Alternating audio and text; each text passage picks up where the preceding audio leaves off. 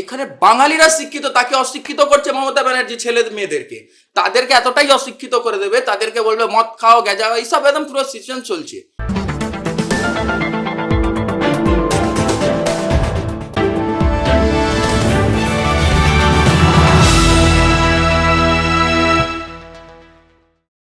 পশ্চিমবঙ্গের রাজনীতিতে কর্মসংস্থান ইস্যুটি নিছক নতুন নয়, তবে নির্বাচনের আগে তা আরও তীব্র হচ্ছে। একদিকে যেমন রাজ্য সরকারের যুবসাথী প্রকল্পে 1500 টাকার ভাতার জন্য সুদীর্ঘ লাইন, অপরদিকে বিজেপির চাকরি চাই স্লোগান, অর্থাৎ ভাতা বনাম কর্মসংস্থান, যা কিনা চূড়ান্ত রাজনীতির কেন্দ্রবিন্দু মনে করা হচ্ছে। ভোটের আগে মানুষ ঠিক কি চাইছে, এই বিষয়ে কি বললেন বিজেপি যুব মোর্চার নেতা বিশাল সিং। মমতা বলছেন তিনি কম দিলেও প্রতিশ্রুতি রক্ষা করছেন, কিন্তু অন্যদিকে মোদী চাকরির প্রতিশ্রুতি রক্ষা করেননি, এমনটাই অভিযোগ। কি বলবেন? মমতা ব্যানার্জি প্রথমে তার ভাইপোকে বলুন চাকরিটা করতে, সে কোথায় দিয়ে এমবিএ পাস করেছে, তার কোনো ডিগ্রি নেই, কিচ্ছু নেই, বলছেন ঘুগনি বানাতে, বেগুন চপ বানাতে। তাকেই বলুন তার ভাইপো করুক, আগে ওনার পরিবার দিয়ে স্টার্ট করুক না। বাংলার জনগণ, বাংলার যুব ছেলেরা কেন এই পদ্ধতিতে যাবে? তার প্রথমে নিজের ঘর দিয়ে বলুন, আকাশ ব্যানার্জিকে বলুন, অভিষেক ব্যানার্জিকে বলুন, তার ভাইপোদেরকে বলুন প্রথমে কাজগুলো করতে। ও তো গোটা একাধিক রাস্তা হরিশ চ্যাটার্জি মুখে স্ট্রিট দিয়ে পুরো গোটা পারমোটিং করে বসে আছেন। ওনাদের তো কাজ ওইটা, চাকরি তো দেবেন না। বাংলায় তো চাকরি দিতে গেলে আর কোনো চাকরি নেই। আর দীর্ঘ এখান দিয়ে সব ছেলে মেয়েরা ব্যাঙ্গালোর, মহারাষ্ট্র, তোমার ব্যাঙ্গালোরে তো একটা মেয়ে কালকে কেঁদে কেঁদে ফোনে বলেছে, ওটা তো মিডিয়াতে রেকর্ড হয়েছে, সে বলছে ওর মা বাবার শরীর খারাপ, সে আসতে পারছে না। এই পরিস্থিতি বাংলার। 48 ঘন্টায় 13 লক্ষ বেকার লাইনে দাঁড়িয়েছে। এই অবস্থায় এই পরিসংখ্যান বলছে এটা কমপক্ষে 40 লক্ষর কাছাকাছি পৌঁছাতে চলেছে। তো এখানে প্রশ্নটা হলো যে মানুষ কি তাহলে এই ভাতাটাকে বেশি প্রাধান্য দিচ্ছে? 40 লক্ষ ছেলেরা দাঁড়ায়নি, বাংলার 40 লক্ষ বেরোজগাররা দাঁড়িয়েছে। 40 লক্ষ লোক দাঁড়ায়নি, বেরোজগাররা দাঁড়িয়েছে। কেন? তাদের কাছে চাকরি নেই। চাকরিটা নেই কেন? আজকে এডুকেশন সিস্টেম ফেল। পার্থবাবু জেলে, প্রাপ্তবাবু আছে। আপনি একটা স্কুল বন্ধ করে দিন না, প্রাইভেট স্কুল বন্ধ করে দিন 1 বছর জন্য, প্রাপ্ত বসুকে বাংলার জনতা রাস্তায় ঠেলে মারবে, কোনো ছাড় ছাড়বে না। কারণ সরকারি স্কুলগুলো তো সব বন্ধ, একাধিক রাজামণি নরেন্দ্রনাথ স্কুল দেখুন বারণগর, এত বড় শিক্ষিত স্কুলতে বন্ধ। আজকে বড় বড় ঘাস পাতা উগিয়ে গেছে। কেন? উনি সরকারি স্কুল দেবেন না, 1500 টাকা দেবেন। সরকারি স্কুলে টিচার রাখবেন না, টিচাররা মার খাবে, গান্ধী মূর্তির নিচনে বসে থাকবে, এসএসসি হবে না, কোনো চাকরি নেই। আজকে কত এতে চাকরি খালি আছে, কর্পোরেশনে চাকরি খালি আছে, সিভিল ভলেন্টিয়ার নিয়ে পুলিশ চালাবেন, আর আইপিএসরা তো আছে তার সঙ্গে একদম। তিনি মনে করেন এই বেকার ভাতার টাকা হলো জনগণেরই টাকা, তাই এই টাকার সম্পূর্ণ দাবিদার জনগণই। মমতা ব্যানার্জি তার ঘর থেকে দিচ্ছে না। বেকার ভাতাতে যেমন একটা যোগ্যতার কথা বলা হয়েছে, যেখানে তাকে ন্যূনতম মাধ্যমিক পাস হতে হবে এবং তার সাথে তাকে একটা বেকার হতে হবে। তো এখানে তো অনেক ইচ্ছা করলেই তো অনেক যারা বেসরকারিতে কাজ করছে তারা তো ইচ্ছা করলেই লাইনে দাঁড়াচ্ছে, তো সেখানে কি করে তাদেরকে বাদ দিবে? কেন দাঁড়াবে না? তারই তো টাকা, টাকা তো তারই মা বাবা ট্যাক্স পে করছে। মমতা ব্যানার্জি কি হরিশ চ্যাটার্জির ওনার বাড়ি বিশাল নিজের ঘর বিক্রি করে টাকা দিচ্ছেন নাকি? সে তো আমাদেরই টাকা, আমাদেরই জনগণের টাকা, এই বাংলার মাটির টাকা। সে সেই টাকা দিয়ে করছেন, সেই টাকা রাস্তা হবে না, রাস্তায় গর্ত থাকবে, ছেলে মেয়ে বাইক নিয়ে চলে গেল, মরে গেল, তাতে ওনার কিছু আসে যায় না। ওর ভাতা দিয়ে ভোট নিতে হবে। আপনাদের এই কর্মসূচি বা আপনাদের যে স্লোগান, এটা কতটা সাফল্যমণ্ডিত হতে চলেছে ইন ফিউচারে? আমাদের ভারতীয় জনতা পার্টির এইবার যে আছে চাকরি চায় বাংলা, এইটা আওয়াজটা নবান্ন কেঁপে আছে। রাত্রিবেলা ঘুম হচ্ছে না, নবান্নের 2টো অফিসার সঙ্গে কথা আছে, সে বলছে এখানে রাত্রিরে ঘুমাচ্ছে না, মমতা ব্যানার্জি পাক থরথর করে কাঁপছে বলে তো এইসব দিচ্ছে। তাই জন্য তো না কাঁপতো না, যদি জনগণ সাথে থাকতো, টাকা দিত, তাহলে কাজ করতো, রাস্তা বানাতো, রাস্তাগুলো ঠিক করতো, স্কুল সরকারি স্কুল করতো, এসএসসিদের চাকরি দিত, পার্থবাবু তার গার্লফ্রেন্ডকে নিয়ে ধরা পড়তো না। এখন তো পার্থবাবু বেসুর বলছে, স্টার্ট করে দিয়েছে বেসুর বলা।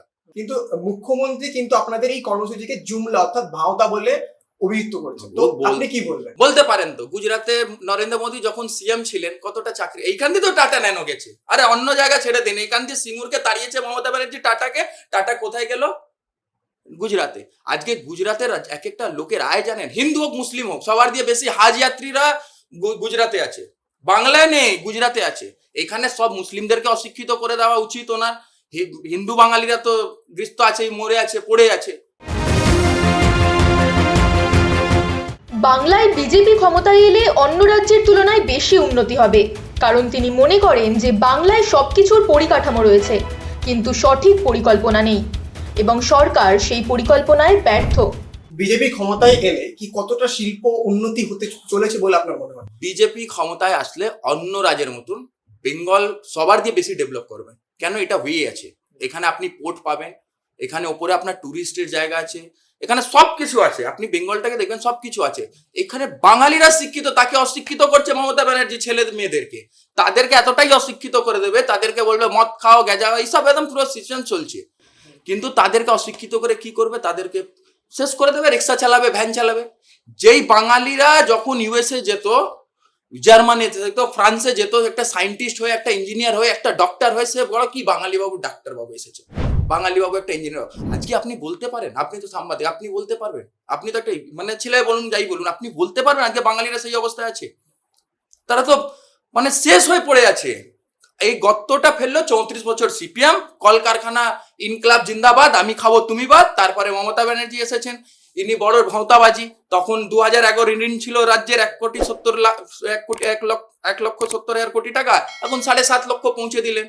আর 5 বছর থাকলে তো উনি তো রেকর্ড করে দেবেন, মানে 10 লক্ষ পার করবেন, বলবেন যুব ছেলেরা গলায় এবার দড়ি দাও 5 বছর পর। তো এবার যুব সমাজ জেগে উঠেছে, এবার এনার কোনো ছাড় নেই। এবার মমতা ব্যানার্জি 14 তলা দিয়ে নামছেন। তাহলে টাটা ন্যানো আসতে চলেছে? সব আসবে, টাটা না, সমস্ত কলকারখানা আসবে। কেন? এরা তো কলকারখানা করতে দিলে চাঁদা দিতে হয়। 10টা পার্টি অফিস একটা এলাকায়, বুঝতে পারেন, 10টা চাঁদা দিতে হয়। আপনি কলো বিজনেসম্যানদের জিজ্ঞেস করবেন তাদের মনের মধ্যে কি পড়ে আছে। এখান থেকে ছেড়ে ছেড়ে পালাচ্ছে, ইউপি গেছে, 9খানা কলকারখানা এই বিধানসভাতে ইউপিতে গেছে। মানে ভাবতে পারছেন, তারা তাজা দিয়ে বিরক্ত। সে তৃণমূলের একজন মাফিয়া আসবে, সে বলবে আর একটা চাঁদা দাও, ও আসবে, ওর একটা ব্লাড ডোনেশন, ও আসলে ওকে চাঁদা দাও। কোথায় দেবে? কাজ কোথায় এখানে?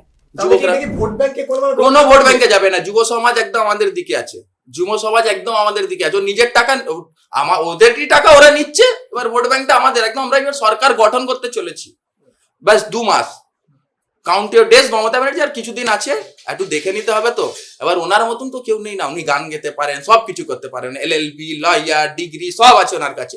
উনি আগে চাকরিটা করুক, দেখাক একটা ওনার ভাইপো পরিবার সমস্ত, তারপরে বাংলার যুবদেরকে কিছু বলাবেন উনি। আচ্ছা, এপ্রিল মাসের 1 তারিখ থেকে টাকা ঢোকার কথা বলা হয়েছে। এবার 2 মাস পর যদি এমনটা দেখা যায় যে বেকারের সংখ্যা আরো বাড়ছে, যার কারণ আমরা তো একটু আগে বললাম যে 40 লক্ষ যদি চুই করে, এবং রাজ্য বাজেটে মাত্র 25 লক্ষ কথা বলা হয়েছে, তো এটা যদি হয় তাহলে কি মমতা ব্যানার্জি কি এটা বন্ধ করে দেবে? তার বিরুদ্ধে কি আপনারা কোনো? আরে মমতা ব্যানার্জি এমনি যাচ্ছে, বন্ধ কি করবেন? আমাদের সরকার আসলে আমরা করবো। লাডলি বেনা, শিবরাজ সিং চৌহান এমপিতে দেয়, গুজরাটে দিচ্ছে, মধ্যপ্রদেশে লাডলি বেনা। আমাদের অনেক প্রকল্প আছে যেটা রাজ্য সরকার লাগু করতে দিচ্ছে। আয়ুষ্মান ভারত, ওনার স্বাস্থ্যসাথী কার্ড ওনার ভাইপোর চলেছে আমেরিকাতে। ভাইপো তো আমেরিকা গেছিল চোখ দেখাতে, ও স্বাস্থ্যসাথী কার্ডটা আমেরিকা চলে, কিন্তু এখানে হসপিটালদের চলে না। ওটা আর আয়ুষ্মান ভারত যদি চলতো, আজকে ভেবে না, যারা প্রজাই শ্রমিকরা ছেলে মেয়েরা আছে, যারা যদি আজকে গুজরাটে চাকরি করছে, এখানে গিয়ে একটা বেসরকারি হসপিটাল কিছু হলে, বেসরকারি ভগবান না করুক কিছু হোক, কিন্তু যদি কিছু হলে এখানে সরকারি হাসপাতালে যেতে পারতো। ও তো করতে দিচ্ছে না মমতা ব্যানার্জি, আয়ুষ্মান ভারত লাগতে দেবে না। দিচ্ছে মোদি, খাচ্ছে দিদি, এইটাই হচ্ছে। সেন্ট্রাল দিচ্ছে, খাচ্ছে, গম চাল সেন্ট্রাল দিচ্ছে, খাচ্ছে, এইটাই আছে। মমতা ব্যানার্জি এইভাবে চলিয়ে যাচ্ছে।